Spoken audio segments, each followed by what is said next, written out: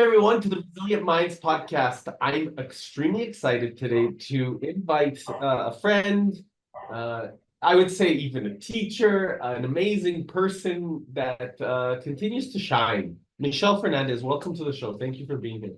Well, thank you so much for having me, Eric. It's such a pleasure to be here with you to have this conversation. Thank you so much for inviting me over.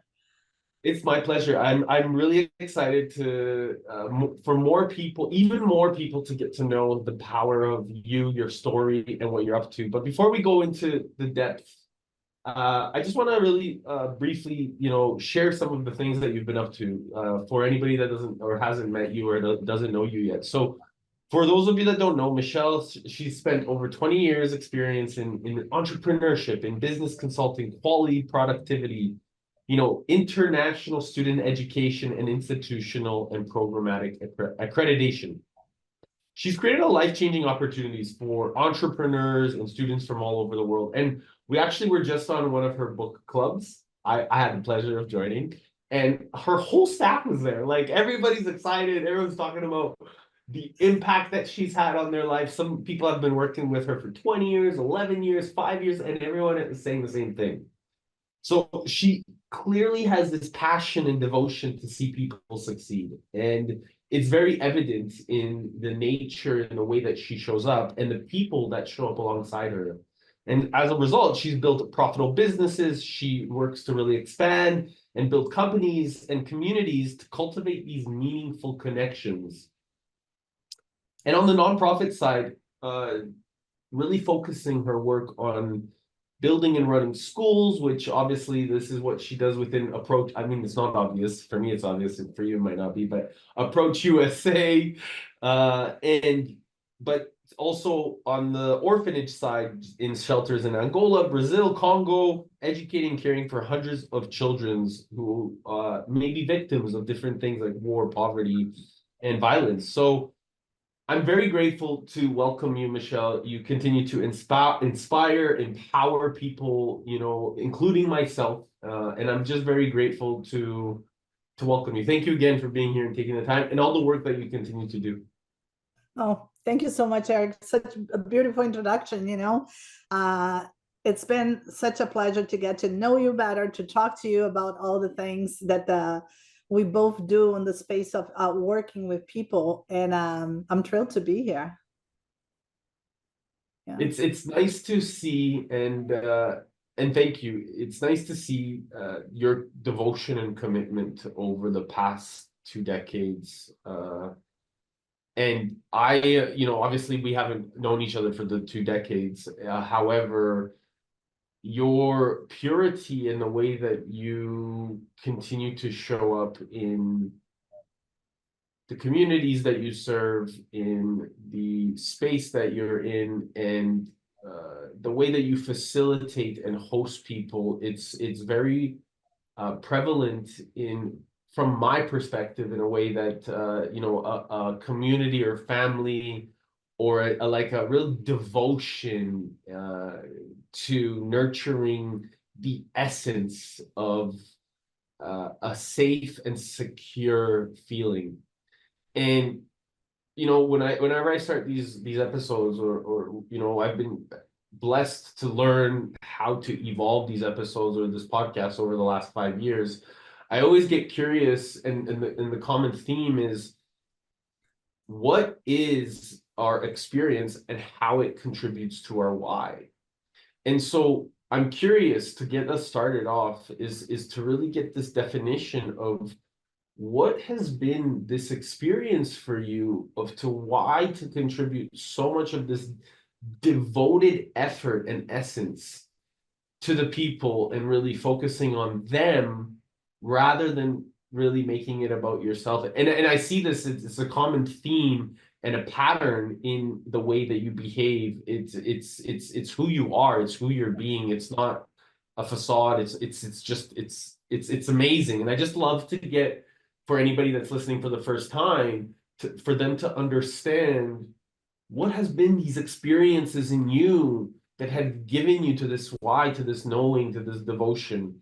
If you can take us back, how far you feel like going, Okay. So I like, first and foremost, I'm Brazilian by birth and American by heart. I moved from Brazil to this. I'm first generation Brazilian. My father is Moroccan. My mother is Carioca, Brazilian. And I was raised in Brazil as first generation, speaking French at home and learning Portuguese at school. So I guess I was raised from the beginning knowing that people are everything in building anything, and knowing that everywhere you go, there's always the possibility of building an extended family, your chosen family. So when I came to the States, I came here, I was 24 years old, and I came to learn English. I didn't come here to build a business or do anything. Opportunities presented themselves and things happened, and I ended up building a business here. But at first, I came to learn English. So I always thought that, an opportunity is just that horse that runs through you and you have a chance to jump on it or not. But it has to be with a good intent. And that good intent needs to be something bigger than yourself. And for some reason, I discovered way back then that my mission has been, and it was then, to create life-changing opportunities for people. That's what moves me, what ticks me, what makes me get up in the morning, what gets me excited. You want to see me happy is I see that I was able to do a simple thing that made a big change for someone, that created a big change for someone, that really opened up other doors for people. So 20 years ago, when I built my first business, I decided to call that business Approach International Student Center, and that's a school. And the reason I decided to call it Approach was because I was literally approaching people to explain to them, approaching immigrants to explain to them how important it is to learn English if you want to live in the US. And the reason behind it was, if you do speak the language, you will get inserted into the culture, you will live in this country, and you will have more opportunities. So it's been always everything about creating those life-changing opportunities. And that fascinates me, like, I think people are everything. And it doesn't matter if one will think that people are difficult, people are hard, people are a lot of work. People steal everything. Anything that you build with people. And that's why my passion for community and people and life-changing opportunities is so deep. Tell me about this yearning, or this, what have you discovered by discovering more of people?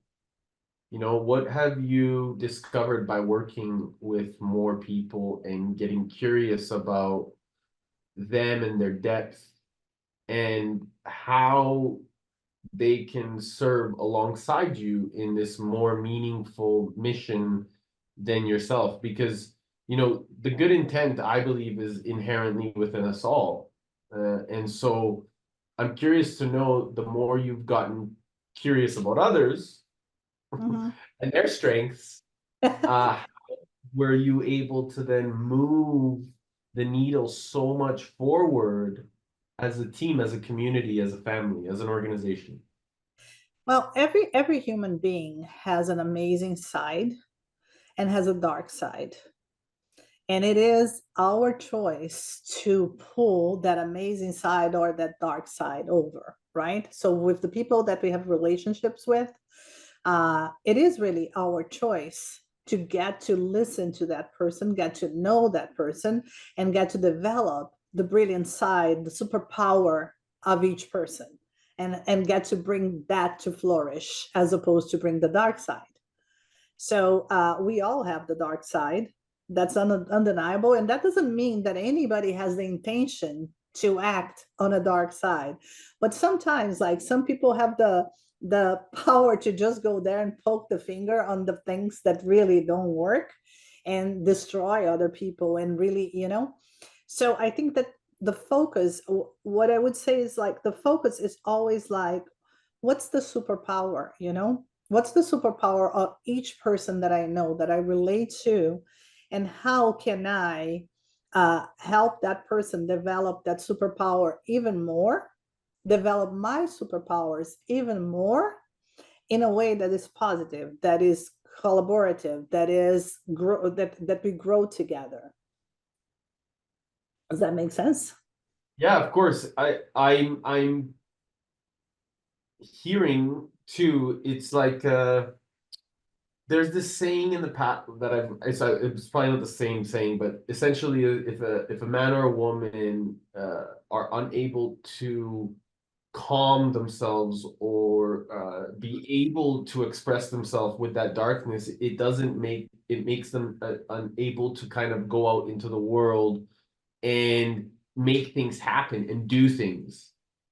And of course, this is not the exact quote, but what the essence of that means is, like, for me, is being able to navigate the dark and the light side of us to really get things going forward. Because from my hallucination and my perspective is that if we're constantly sitting in one of them and we're not able to find that inner balance, let's say, then and navigate with that, then we're unable to actually be part of the reality that we're existing in. So what I mean by this is, essentially, we get to move the needle by using the power of our egoic paradigm to get things to happen and do, versus the need to just hope and kind of hope it to come, or shit all over ourselves, kind of like Tony would say.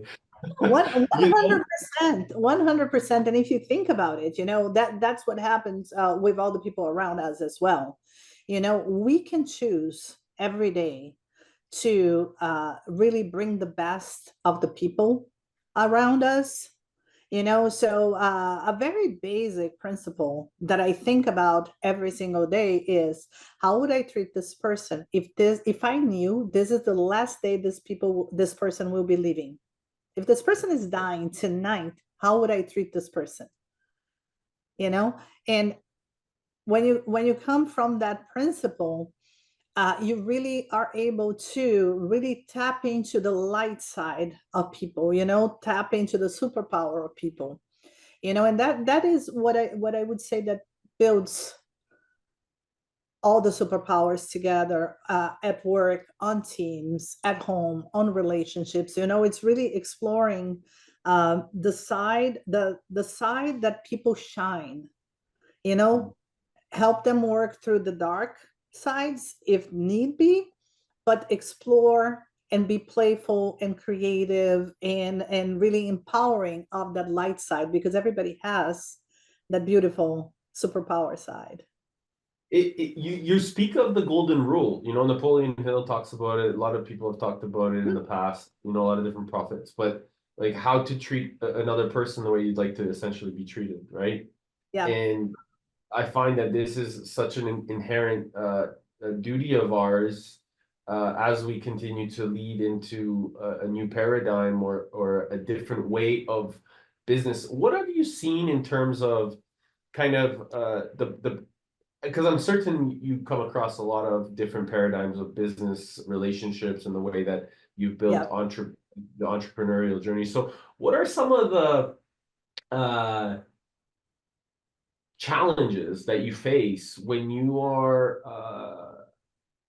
dealing with a different perspective on, or an old paradigm of thinking where it's very much about me, I versus we as a collective on a team?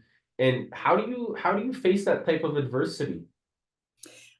Uh, I would say that nowadays, like, a lot of people are talking about how hard it is to lead teams, how hard it is to lead people, how hard it is to deal with certain generations, how self-centered people became. And I highly disagree to all of that. I think that people will only focus on themselves when they don't have a bigger purpose that is collective to everyone to be together, you know? Of course, we all have our own interests. We all have our own wheel of life. We have our families. We have the things we want, the things we need. We all know that. But we can all very easily give it up for something bigger, if that makes sense to us. So what I'm noticing, like in terms of hiring people and market in general, is that post-pandemic, like the 20 to 30s, 35-year-olds, they kind of learned that if they sell their time, somebody else will be rich and they won't. So everybody wants to be an entrepreneur, but not everybody is meant to become an entrepreneur. Not everybody, that's not everybody's superpower. So there's a lot of conflict in terms of do I want to work for someone? Am I ever going to be happy working for somebody else? Or do I want to build my own business because, or else I'm going to be just building something for someone else? And the key there is really the purpose, is the mission of the company, is finding the people that align with your mission. Because even if they want to build something, you can make that possible for them while they're building something with you. So what I discovered is that many of my employees, they wanted to build something and they decided that it's better to build with me than build alone. And it's the power of community, but again, is the power of a bigger purpose. The me only happens when the company is also me, all about my profit. When the company is about a bigger purpose and it's about something that everybody's engaged in, everybody believes, and everybody shares the profits of that, everybody is compensated, because I truly believe that compensation comes from the recognition of people, comes from the hugs, the thank yous, the being sincere and honest when things are not going well, sitting that person down and saying, this is what's happening. This is what you're supposed to do. That's your job. Do your job. That's what you get paid for. But at the same token, when they do well, you are giving them the hugs, the thank yous, the accolades, and the money, the bonuses. It's not only translated into recognizing people in front of other people. It's not about the ego anymore. It's much more about people feeling that I am at a place where I am a part of this place. I am important here. I am contributing here, and I'm building something for myself and others for the future. And in this generation, more specifically, all the people that I'm hiring now, they really strive for building something bigger than themselves. So I don't see as much the self-centeredness unless they are in a place that is all about just the money. If the company is just about the money, it's just about the profit, then the company will have people that are me. That has been my experience, especially post-pandemic. I'm fascinated by the ideas, the collaborations, the contributions, and how people, like how we experience such a shift in values. I feel like before the pandemic, we had like a lot of companies overworking, and a lot of people talk about work-life balance these days, and that doesn't exist. What exists is really work-life integration. Love what you do, have a bigger purpose, and that's never going to feel like work, and not necessarily you need to be there from 9 to 5 and then shut off everything, because it doesn't feel like work. It's a bigger purpose. That's part, it's integrated to your life, and it doesn't sacrifice your family. It doesn't sacrifice your hobbies and the things that you like to do. So that's the world we are living in. And I think it's beautiful because much more people will build legacies and build a better world for the future thinking this way. So I'm fascinated by it. I love it.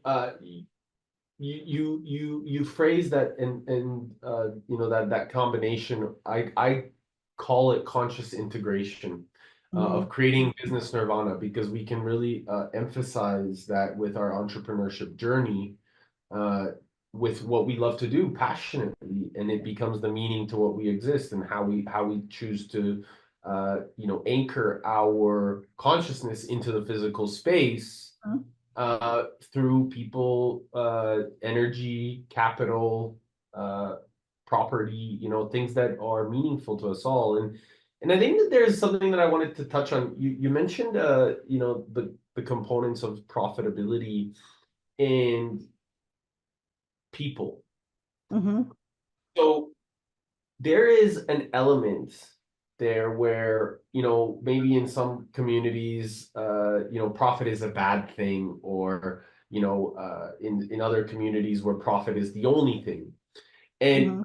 that natural occurrence of harmony, Mhm. of really being able to be abundant, and to be abundant, not just in the way that, the bottom line of the P&L statements, but really focusing on the abundance of the community and that nature to come through so that it's all in harmony. Mhm. Nature shows us that this is possible. And old paradigm tells us that, more for me, less for you, or scarcity versus abundance, let's call it, or, so in business, what I like to call business nirvana or integration or things like this. uh, why is it important for more of us, even more of us, to think in this term of abundance and what's possible versus what we've been conditioned for such a long period of time to think that there's not enough? Well, I would say first and foremost, enterprises exist for two reasons. One, to solve a problem. Two, to be profitable. So if it is very clear to everyone involved that we all have the responsibility of growing the enterprise, growing the company, because that also provides opportunities for people to grow. And if something is not growing, is dying. Once that's clear for everybody, then it's all about the people after that. And a very simple example that we do on our onboarding is like your responsibility to deliver on your goals and to deliver on your responsibilities on time is the same responsibility we have to run the payroll and deposit the money on your account. Do your job. Once we're clear with do your job, let's have fun. Let's have fun, you know? Because from that point on, we all know that each person in an organization is like a piece on a chessboard, and you have the horse and you have the king and you have the queen. Each person is a piece on a chessboard. So if the horse is not moving on the direction the horse needs to move, that's going to hold the king, hold the queen, and hold other pieces from moving. That's going to kill more pieces in the process. So the most important, and that's what I also think that is so fascinating when we hire people to really look at the superpowers. Because when you're hiring someone, you can have like as robust interview process as you want to have. You can look at the resume, you're going to do your interviews, you're going to do disc assessments, you're going to do human design, you're going to do all those different pieces, but you're only going to see who that person really is as far as superpower and ability to execute and deliver when you place that person in the position and you give the proper onboarding and training. So a person might have the superpower of sales in a certain organization and not have that superpower at all at a different organization, because different organizations, different cultures, different leadership styles, different goals. So hiring someone, putting in a position, and then having the ability to change and say, you're not going to be the horse anymore. Now you're going to be the queen, you know? And having the ability to identify that superpower and move that piece around is what really builds teams that are cohesive and are really committed to the result. And then at the end of the day, payroll day arrives and everybody did their jobs and we all get paid.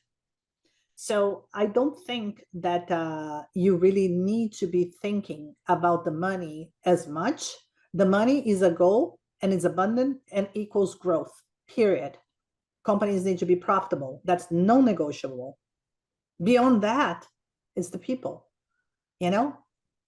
And it's really the responsibility of the leader to hire the right people, take care of the people, look at where you're placing the people, how you're preparing the people, how much they know on the positions you hire them to execute so that they can be successful, and to move them around if they're not successful, and to let go of some people that were not the proper hires for the positions. Not everybody's going to fit in, but the ones that do will stick to it and we'll have a lot of fun. And you've had that type of, culture where you've been able to move people around. One Yeah. of your HR ladies actually was like, I was in every position Position. before, Yeah. and then it's so cool to listen to that. And of course, that would make her amazing at HR because she's experienced everything else, right? She So knows. so it's She knows. fascinating because you're so calculated in the way and you're paying attention. And I think a lot of leaders in the past, at least maybe from my hallucination, and even maybe from my own experience, we think that sometimes there's a need to tell people rather than listen to people, and I found that over my journey, listening is actually what the real leader does. It's not about what you say; it's about what you're listening to. So it's a One. refinement. Yeah, Mhm. it's a refinement that I've discovered. And also, it's amazing to observe how you've been able to navigate that.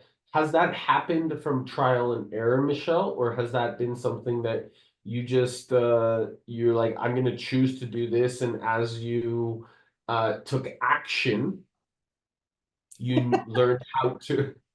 A little bit of both, I would say. I did lose a couple of excellent people because I didn't pay attention to them. And then Mm, I took a step back and I said, why am I losing? Why did I lose this person? You know, and then I realized that people do have a life cycle. Their personal lives are coherent with their growth in the company, and depending on where they are in their life and what's happening, some positions are more suitable or not for them. So, for example, if I hire a 24-year-old, and in terms of my business, for example, this kid starts like doing activities for the students and going around Boston, going out at parties at night and setting up all those things. And then this person starts dating. Now they don't want to go out anymore. That's not fun anymore. They've been to all places anymore. They don't drink. They don't play games. They don't want to do that. So you always have to pay attention to where the person is on their personal life versus how that relates if you want to encounter that integration, that work life integration, because you cannot give a position to someone that is married and pregnant to be going out on the city to play bowling every Friday night with a group of 24-year-old students that are single. mm. That doesn't match. So I look at many aspects of my employees, what's important to them at that moment on their lives, and how that relates to the position they have, because your ability to add value to anything you do is related to where you are, what you value personally at that time in your life, and that changes.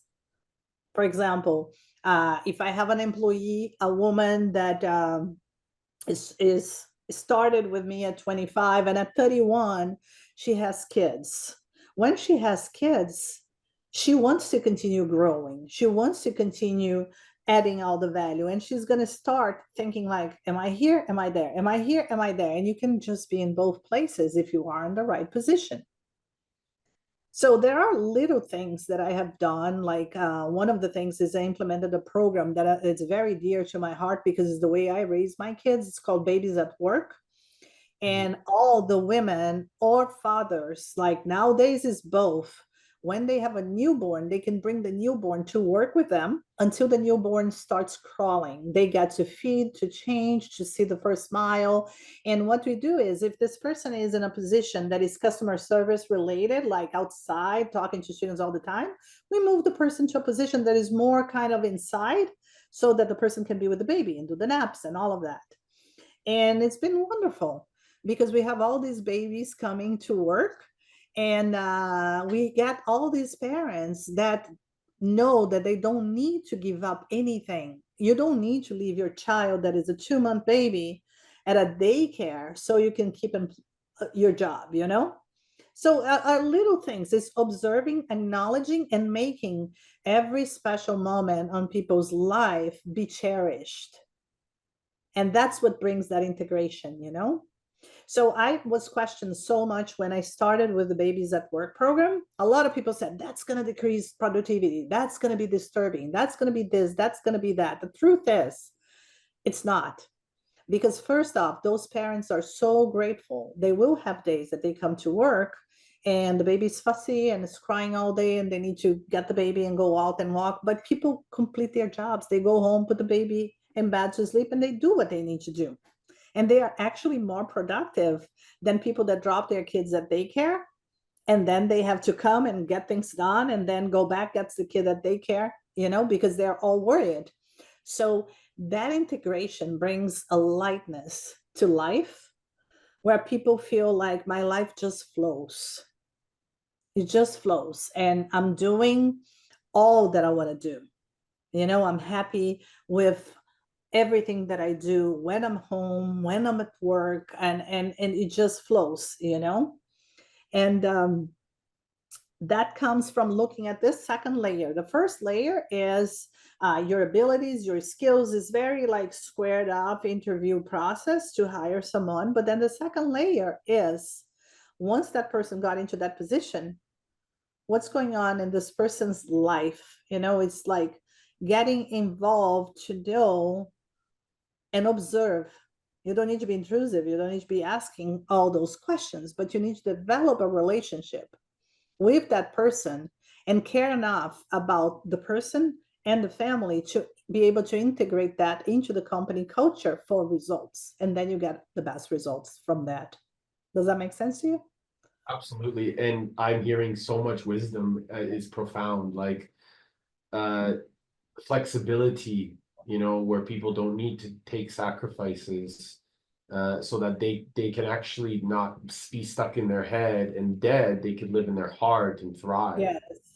Yes. Because you're having that space of compassion, of devotion, of nurturing, where you're treating others the way you would like to be treated. And so this is the essence of a compassionate leader, you know, this is the essence of a true devoted leader that focuses on the benefit of what people are needing and flexible enough to have the responsibility, or even better, the ability to respond to a situation and knowing that you're curating something in benefit of them versus just being stringent into this box that Mhm. most people are stuck in. You realize and recognize that you are curating and creating whichever world you choose to, and you're taking absolute responsibility for the space that you are making happen. And for me, this is so profound and beautiful to listen to, because if I notice, like, I mean, I've watched my parents, you know, work. I've you know, I went to university. I worked in those experiences, and I believe, like, when I worked in a corporate culture at an accounting firm, I after 3 months, I didn't care how long I was in school, I quit. Mhm. Why did I quit? Because the corporate culture put me in a box and didn't allow me or get to know, even though throughout university I was doing all these amazing things, and they were attacking me or wanting me to come into the firm. And then when I got to the firm, they put me in a box. And I Mhm. said no. I Mhm. don't care how long I've been in school, and I don't care if you're not validating the fact that I want to grow and develop, and you're Mhm. thinking that I'm going to be like everyone else, and you're not paying attention to the relationship, then Mhm. I don't want to be. I'll go figure out something better. And 100%. And if you think about it, like why people quit, right? yeah, Like if every CEO, if every founder, if every manager would ask themselves why people quit. People quit because we're not doing a good job, period. People don't quit because they're going to get $2,000 more in another company. People quit because they don't feel listened to, valued, and they don't feel recognized when they do a good job. Now, do people do a good job all the time? No, because we're all learning, but it is our job to make sure that we have in a position a person that can succeed, that has the skills to succeed. And then we give them the tools, they will fly with it. But when people quit, is really because the company is not listening. So it is the job of the leader to develop the people. It is the job of the leader to pay attention on the people. It is the job of the leader to choose wisely the position for each person in the organization and to know where to move that piece on the chessboard.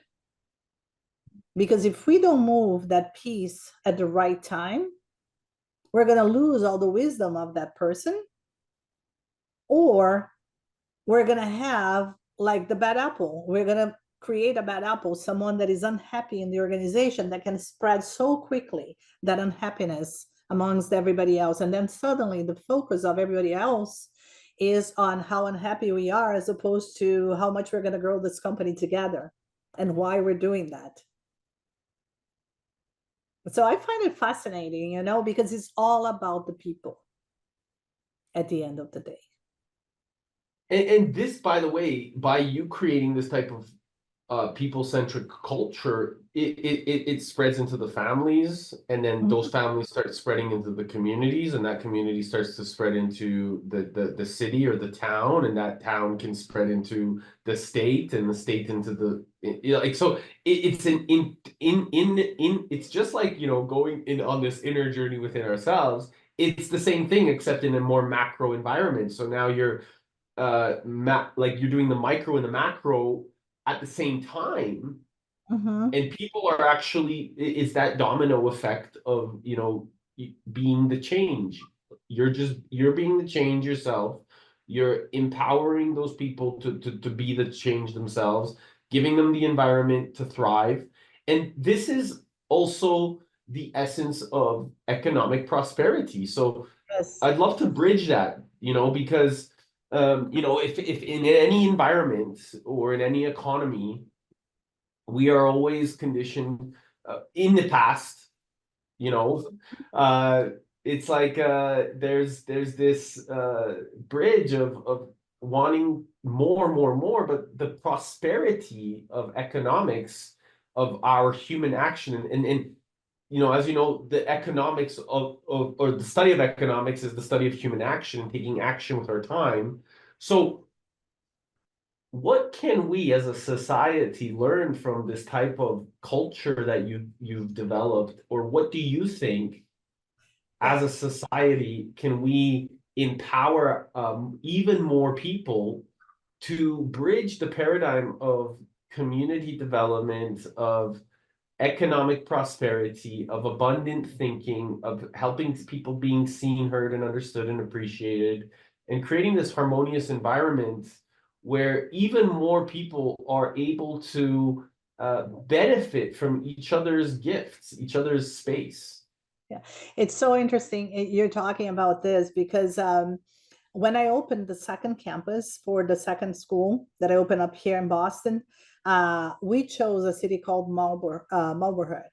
And in Marlborough, like it was like a city with no international students whatsoever, no foreign people whatsoever, good school system, good prices, rental prices, prices to buy houses, and all of that. So within a year, we opened the school there, and we moved almost 1,000 people to the city.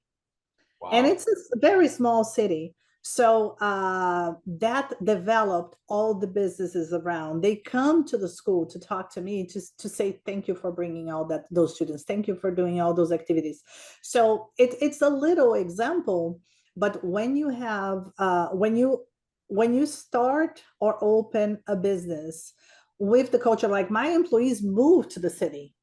And it's only 15 minutes, 20 minutes from Boston, from where I live. It's not that far. Nobody needed to move there, you know, but they decided to move to the city. They decided to develop and to serve that community. So the domino effect, like you said, is just like unbelievable, you know, because when you have an employee that decides to move and buy a house in the city where you are opening a new business, you know that person is there for the long term. And what is that creates that that decision? Why is that a person makes the decision, I'm here to stay and I'm here for the long run?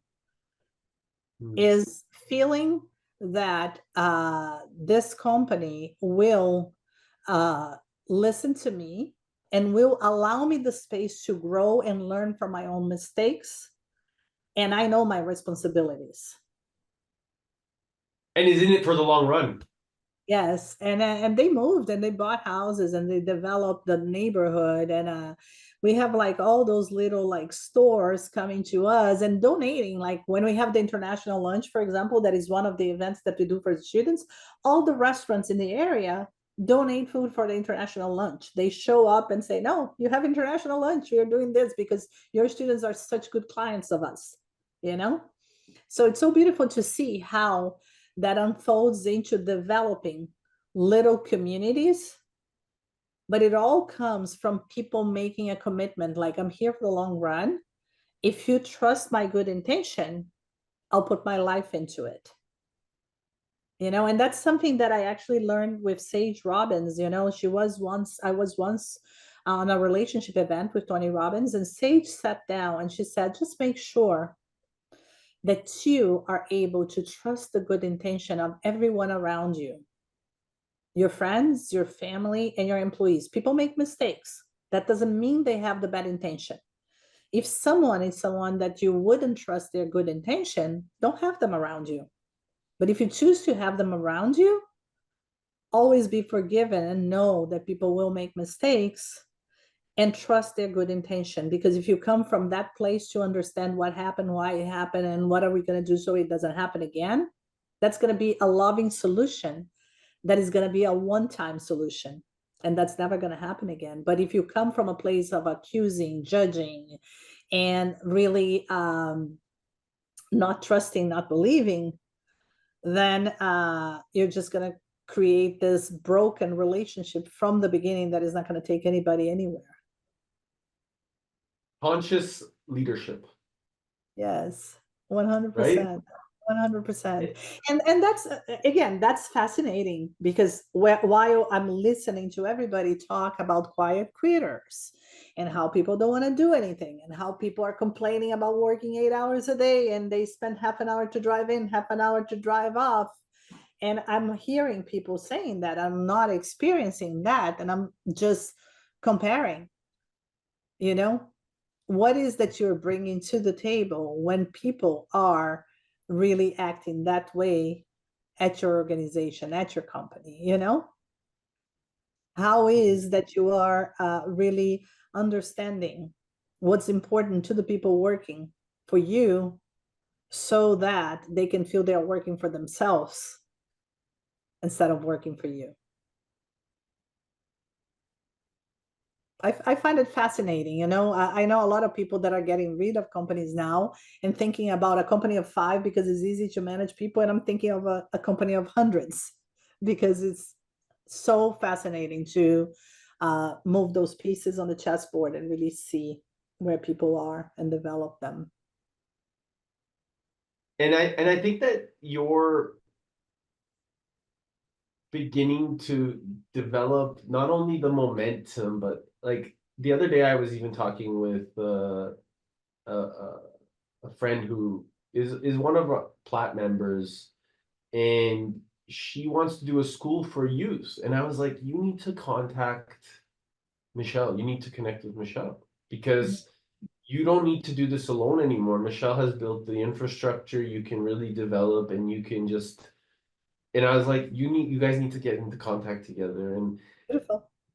And I really find, because of this nature that you've created and curated already, you're going to continue to attract even more partners and support. And that's because of your devotion. And so I just really want to acknowledge that, because I have observed and gotten to know you over the years, and I'm very grateful that I get to. I told you the other day, I'm very grateful that I get to be alongside you on this journey. You know, it means a lot to me. I'm very inspired by you, and you're just a really lovely person. You know, your energy, your kindness, your genuine nature is beautiful to observe, and the way that you truly see people, you truly take the time to get curious about them. It's what, you know, what really is more necessary in today's day and age.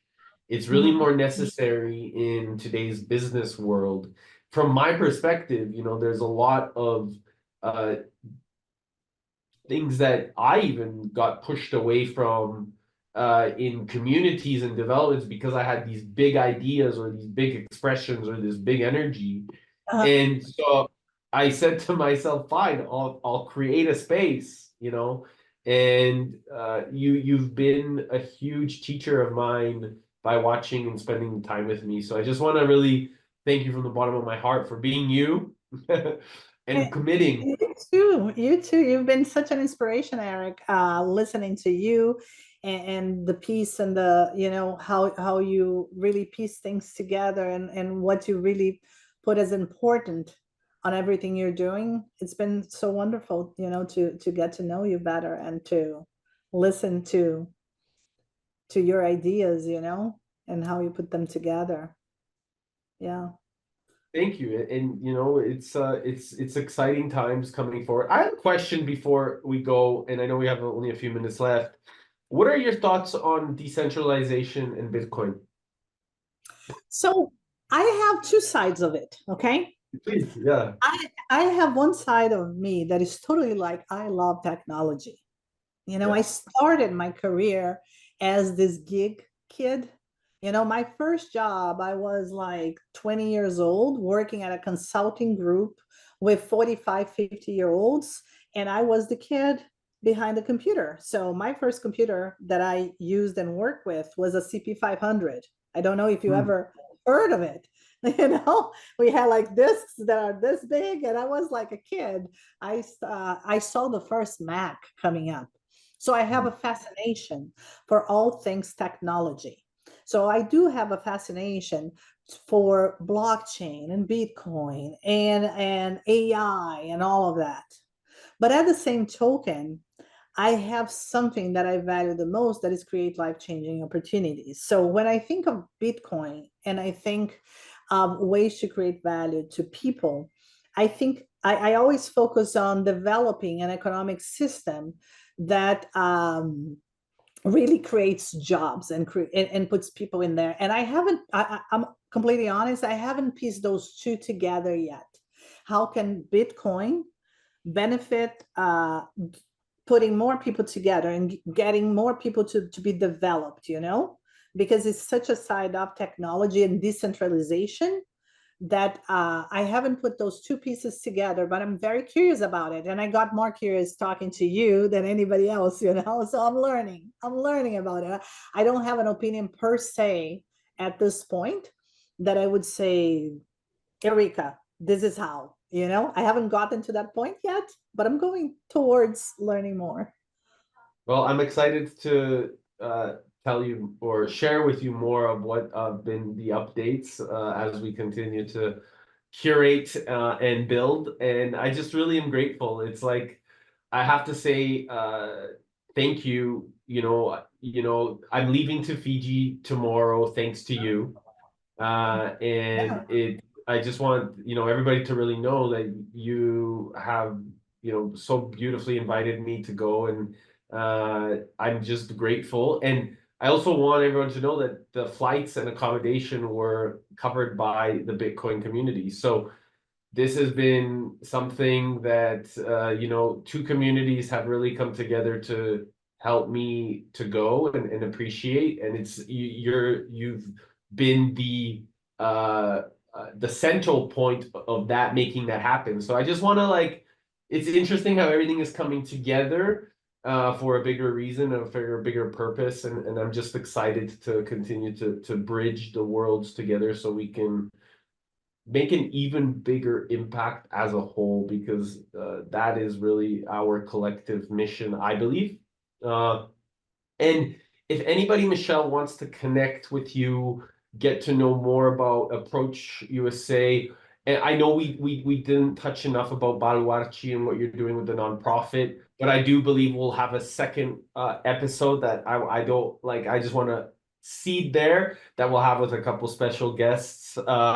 So we'll talk about that on another episode. But I wanted to just how can people get to know more about you and the things that you're doing, and just connect to find out more information? Yeah, they can look at my LinkedIn profile. It's M Fernandes, and I can just send you the link to post together.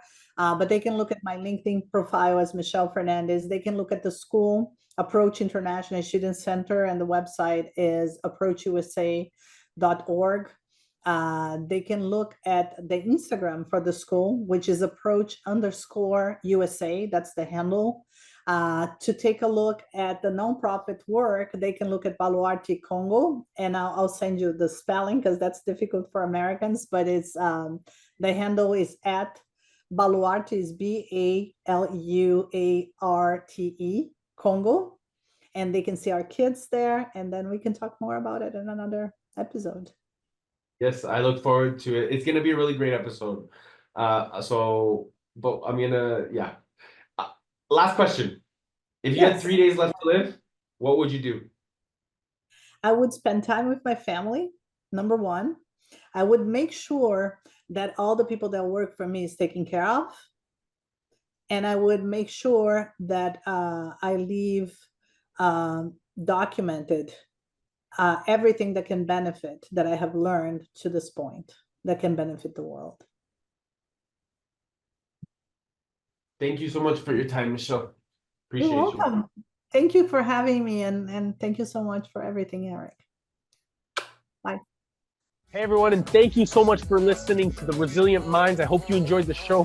Please make sure to go comment and like and follow us on iTunes or Spotify, and make sure, please make sure that if you really love this, to share this episode, and make sure that you're inviting all your friends to like it as we continue to unfold what the beauty of our minds does.